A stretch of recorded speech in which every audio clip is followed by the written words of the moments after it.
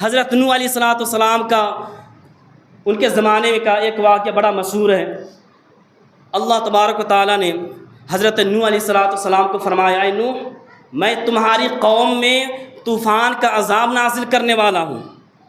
اے نوح علیہ السلام، تو نے جو 950 سال کی زندگی میں تو نے جتنے لوگوں کو کلمہ پڑھایا، تمام لوگوں کو اپنی کشتی میں سوار کر لو، میں تمہیں بھی مصیبت سے نجات دے دوں گا، تمہارے ساتھ کشتی میں جو بھی آئیں گے ان کو بھی میں نجات دے دوں گا۔ حضرت نوح علیہ السلام کو اللہ تبارک و تعالیٰ نے طوفان بھیجنے سے کچھ روز پہلے باخبر کر دیا۔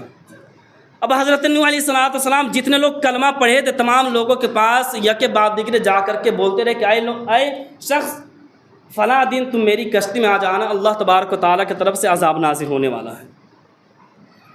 اب حضرت نوح علیہ السلام سب کے پاس جا کر کے کہنے لگے، تو ایسے ہی کہتے کہتے ایک بڑھیا کے پاس گئے۔ بڑھیا اپنی کٹیا میں اللہ کی عبادت و ریاضت میں مشغول تھی۔ حضرت نوح علیہ السلام گئے اور بولے کہ اے بوڑھی اماں، اللہ تبارک و تعالیٰ کی طرف سے طوفان نازل ہونے والا ہے، بڑا خطرناک طوفان ہوگا، میری خواہش یہ ہے اور اللہ تبارک و تعالیٰ کا فرمان بھی یہ ہے کہ تم میری کشتی میں سوار ہو جاؤ۔ وہ بڑھیا کہتی ہے، بیٹا نوح، جب طوفان آنے لگے تو مجھے خبر کر دینا، میں جا کر کے سوار ہو جاؤں گی۔ اب جب حضرت نوح علیہ السلام کو یہ حکم ہوا کہ اے نوح علیہ السلام، اپنے قوم کو کشتی میں لے جا کر کے سوار کر دو، اب طوفان آنے والا ہے، چاروں طرف آندھیاں، چاروں طرف اندھیری چھا گئی۔ حضرت نوح علیہ السلام نے دیکھا کہ آسمان سے بھی پانی نازل ہو رہا ہے اور زمین سے بھی پانی ابل رہا ہے، چاروں طرف ہوائیں، خطرناک ہوائیں آ رہی ہیں۔ حضرت نوح علیہ السلام اس کشمکش کے عالم میں اس بڑھیا کی بات کو بھول جاتے ہیں، ذہن سے بات نکل جاتی، مطلق آپ بھول جاتے ہیں کہ بڑھیا سے میں نے کچھ وعدہ کیا تھا۔ حضرت نوح علیہ السلام تقریباً 70 لوگوں کو اور جانوروں کو اپنی کشتی میں سوار کر کے روانہ ہو جاتے ہیں۔ 6 مہینہ مسلسل آندھی، طوفان، بارش آتی ہے۔ حضرت نوح علیہ السلام کی کشتی سیر و تفریح کرتے ہوئے جودی پہاڑ میں جا کر کے ٹھہر جاتی ہے، اور جب کشتی ٹھہرتی ہے تو حضرت نوح علیہ السلام کو یہ بات یاد آتی ہے کہ میں نے بڑھیا سے وعدہ کیا تھا۔ حضرت نوح علیہ السلام افسوس کرنے لگتے ہیں، ہائے افسوس، اس بڑھیا کا کیا عالم ہوا ہوگا، وہ بڑھیا تو طوفان کے نظر ہو گئی ہوگی، طوفان کے حوالے ہو گئی ہوگی۔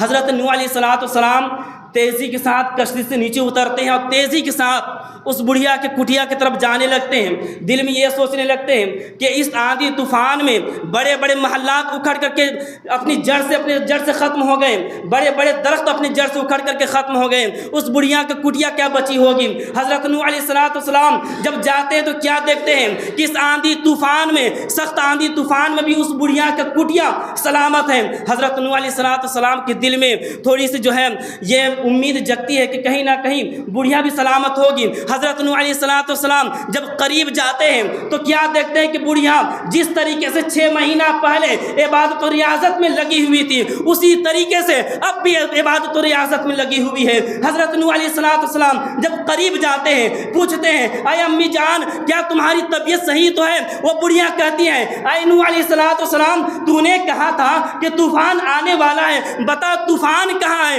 کیا طوفان آیا؟ کیا طوفان آنے والا ہے؟ حضرت نوح علیہ السلام کی آنکھ سے آنسوؤں کا سیلاب جاری ہو جاتا ہے۔ حضرت نوح علیہ السلام کہتے ہیں، بوڑھی اماں، اللہ تبارک و تعالیٰ آپ کو سلامت رکھے۔ اے بوڑھی اماں، طوفان آیا بھی اور چلا بھی گیا، کیا تمہیں خبر نہیں ہوئی؟ کیا تمہیں پتہ نہیں چلا؟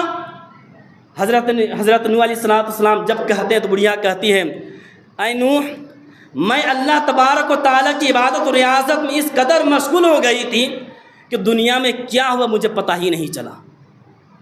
اے میرے محترم بزرگوں، نوجوان ساتھیوں، ذرا غور کریں، طوفان جیسی مصیبت سے اگر لڑائی کرنا ہے، مقابلہ کرنا ہے تو آپ کو اللہ تبارک و تعالیٰ کی بارگاہ میں آنا پڑے گا، اللہ تبارک و تعالیٰ کی بارگاہ میں آ کر کے سر سجود ہونا پڑے گا۔ اگر آپ اللہ تبارک و تعالیٰ سے محبت کرتے ہیں اور حضور نبی کریم علیہ السلام کی آنکھوں کو ٹھنڈک پہنچانا چاہتے ہیں تو آج سے یاد کریں کہ ہم اللہ تبارک و تعالیٰ کی اس فریضہ کو کبھی نہیں چھوڑیں گے۔ یہ عہد کریں، یہ وعدہ کر لیں، اور یاد رکھیں اگر آپ اللہ تبارک و تعالیٰ سے محبت کرتے ہیں اور کامل مومن بننا چاہتے ہیں تو آج سے مسجد غوث الورا میں یہ عہد کر کے، یہ وعدہ کر کے جائیں کہ میں کسی بھی وقت کا کوئی نماز نہیں چھوڑوں گا۔ یہ عہد کر لے میرے بھائی۔ آپ بغیر نماز کے، بغیر اللہ تبارک و تعالیٰ کی بارگاہ میں آئے ہوئے یہ سوچتے ہیں کہ ہم کامیاب ہو جائیں، تو یہ آپ اپنی زندگی میں بڑی غلط فہمی کے ساتھ زندگی گزار رہے ہیں۔ بہرکیف مجھے امید ہے کہ آپ تمامی حضرات کی بات سمجھ میں آ گئی ہوگی کہ کسی بھی حال میں اللہ تبارک و تعالیٰ کی اس فرض